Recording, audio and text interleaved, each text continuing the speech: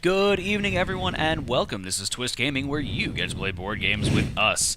We're coming to you live here from Gen Con 2018, bringing you board game coverage all week long. But first up, who are we? As usual, I'm Matt, and I'm joined here with Josh and Adam from Chip Theory Games. Correct. Gentlemen, how you doing today? Doing great. Doing great. Yep. So I know convention's starting tomorrow. I mean, Yeah. setup's already begun, but it officially Definitely. begins tomorrow. Yep. Are you ready? We're ready. We came in ready yesterday. We got our whole booth set up yesterday. It's a pretty intense booth, so it was nice to just do staging of product today, and we're ready. The calm before the storm, Yeah, right. Yes. hopefully. Very exciting. This is very exciting. Yep. So I know you guys have some popular games under your belt. I saw chat was exploding before about Too Many Bones. Yeah. So I'm really excited what you've brought to the table here today. Yeah. So can you talk a little bit about the game that we're showing off now? Sure. So our original Too Many Bones hasn't been in stock for basically a year, and so we have that now back in stock. But in addition to that, we're releasing Undertow at Gen Con. So this is a big deal for us. It continues the story down the river, and so where Bones left off, now you're picking up with Duster and her companion Stanza, and they're going down the river on a raft. Two new gear locks that obviously work backwards compatible with our main Too Many Bones game, but this is a standalone that you can take. It's a little bit cheaper entry point, and it allows you to go down the river with these two new characters. So standalone expansion? Correct. Gotcha. Correct. Yep. So we've got two new gear locks and then a whole bunch of new baddies, 4 different baddie types, and then some extra special ones that are new to Undertow. So the Krell and the Mech are what's going to be very different about Undertow than our original game.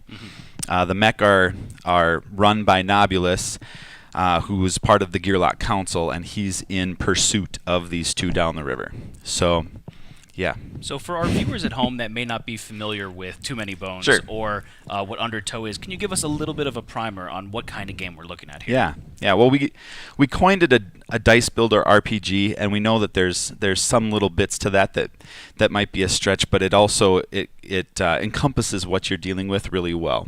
You're building these characters out. Adam and I loved when we grew up. We were playing World of Warcraft online a ton, and we were definitely inspired by the different skill trees you could build out, and we were like, how would that really look or work in a board game, system? Yeah. And how could we do that really well? And so we've got that in here. We definitely wove in other things like Final Fantasy Tactics with our initiative meters on our battle mat, and so a lot of gaming influences there. But it's a quick adventure. It's something that we wanted to do a little bit easier or quicker than our original game, which has a 2 to 4 hour play time. This one can be done a little bit faster. It's important to note. I mean, as a role-playing game, many of the traditional role-playing games out there take several nights to finish. We've kind of made that into a single evening session, and we've kind of made it a little bit more accessible to a casual gamer, and you don't have to be a hardcore RPG to play Too Many Bones. Yep, absolutely. So that's definitely an issue with some of these bigger RPG games where you have the group of friends, and it's hard to corral everyone together. So making it into a one evening experience definitely makes it a lot more accessible to the average gamer. So you mentioned something before, and I want to bring it back. Dice builder. That was a term we thought was kind of catchy. It's definitely something where you're building out your characters with new skills. So your skills are represented by dice. If we wanted to show a little bit of a close-up on those, that might be a good time to do it. But each dice or die has, even though it's representative of a skill, there's different effects that can come out of rolling that die. So you might have a 1 or 2 desired effects when you roll it, but in the end, there's a number of things that could happen, and you're left kind of responding to the results of those dice in a number of different ways. One of the things that people think of automatically with a dice game is luck, too much randomness, that kind of thing. And we really worked hard to mitigate that to a great extent in this game with the backup plan. So the backup plan is where you roll a bone, is what we call it, would be considered a 0 or a miss or a 1, like something that is an undesirable roll. Mm-hmm.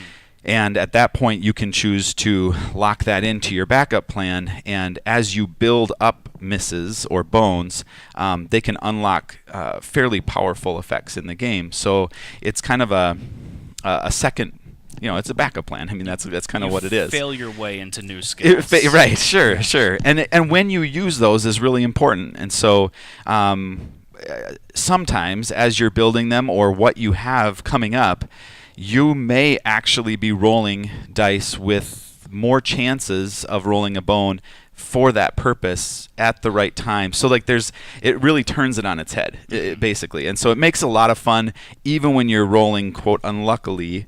This game kind of takes that in stride and you keep moving. So there's always a good decision or an interesting decision to make when you're rolling your dice, even if you're rolling misses. So cool. That's kind of that big aspect to the dice building part that you asked about. Awesome. Yeah. So shifting gears a little bit, Sure. I wanted to talk about some of the components that you brought to the table, and these play mats are just really awesome. Thank you. So these are the neoprene play mats, but you have punch outs on here to actually hold the dice in place. So that's really cool that you're taking kind of something that's typically you only see that in the cardboard player mats, and then you have it in a neoprene. Yep. Absolutely. So the components, the quality of the components is very important to us at Chip Theory Games. We feel like using quality components actually contributes greatly to the enjoyability of the game. So we're using a neoprene as standard, and the dice are all custom.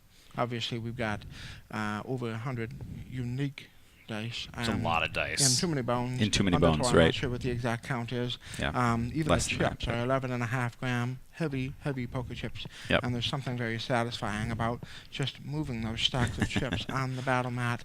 So we just fell in love with using quality components, and we just ran with it. So we've been doing that over and over again. Yep. So talk to me a little bit about what makes Undertow different than Too Many Bones. Sure. Obviously, each of our characters, you'll probably see this if you're researching it on like BGG or whatnot.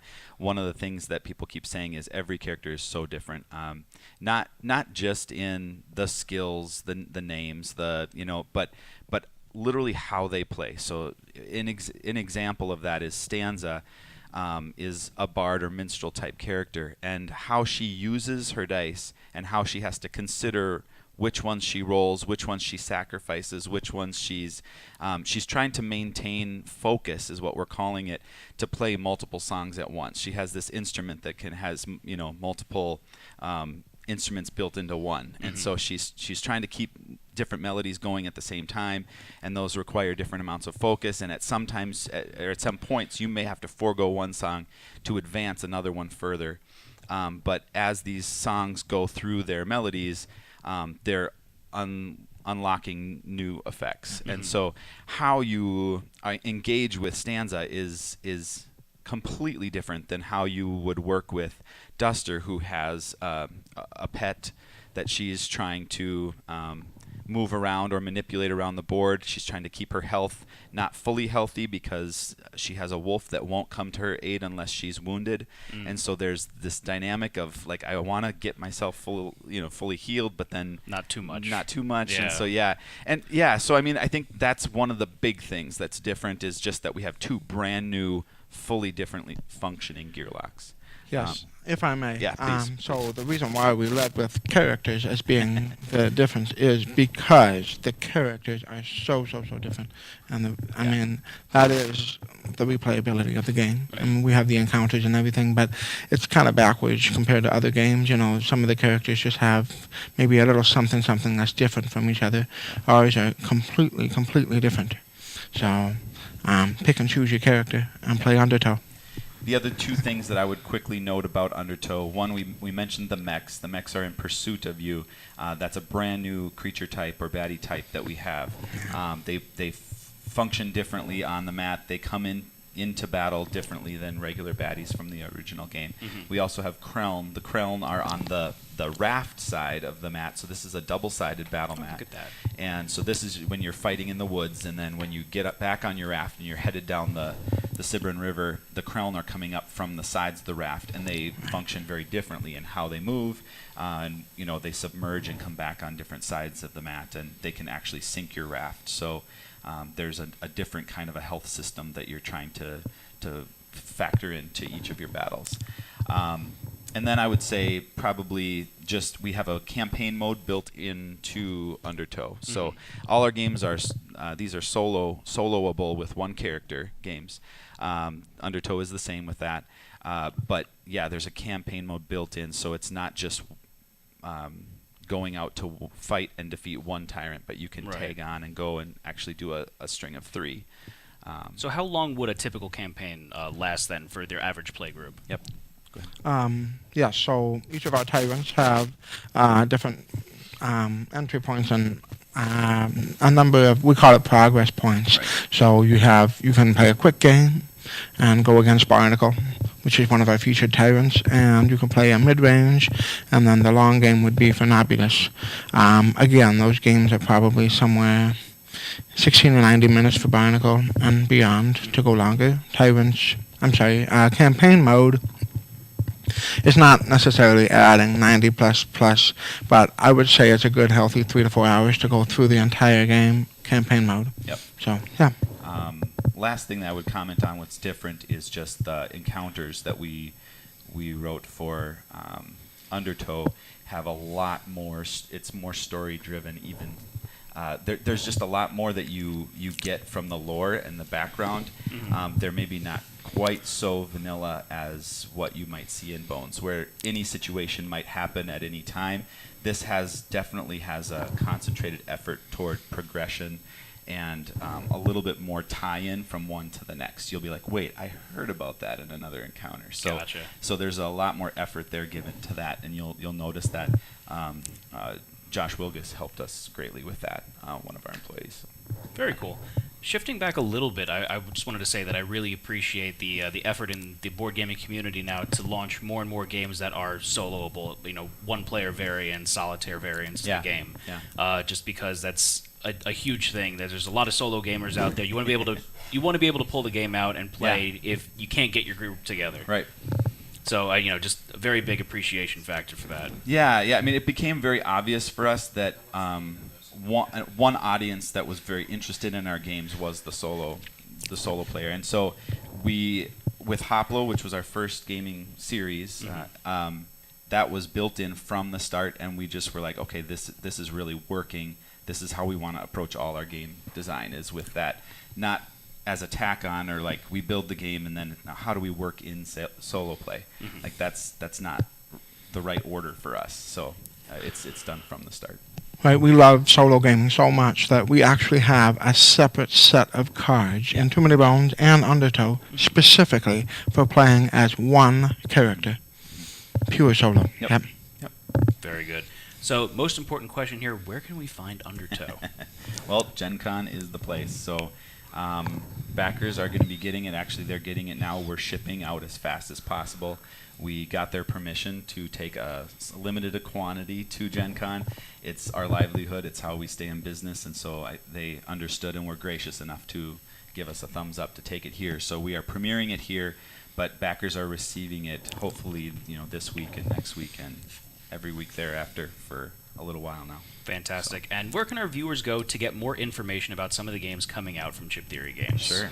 Well, our website is a good place. We're really good to keep that up. We've got a pretty good flow of information coming in our blog and whatnot. Most of our social media is really current as well. So I would say check that out. But Cloudspire is definitely the next thing on the table that we've been sneak peeking, and we'll be doing much more of that right after Gen Con. So that Kickstarter is coming mid-October, and that's our main way of getting games out there. So sounds good. Yeah. So is there anything else that you want to talk about today while I got you guys here? No, I'm glad. Thank you for having us. This is awesome. It's great to premiere this here, and we're excited about it. So thank you for taking some time. Yep, I want to say thank you for having us here, Twist Gaming. That's, very good. Thank you so much for coming on. We really do appreciate you taking the time to show off the games tonight. And thank all of our viewers for watching at home. Stay tuned for all the board game coverage all week long here at Twist Gaming from Gen Con 2018. Signing off for now, though, I'm Matt. Have a good one, everyone. See ya.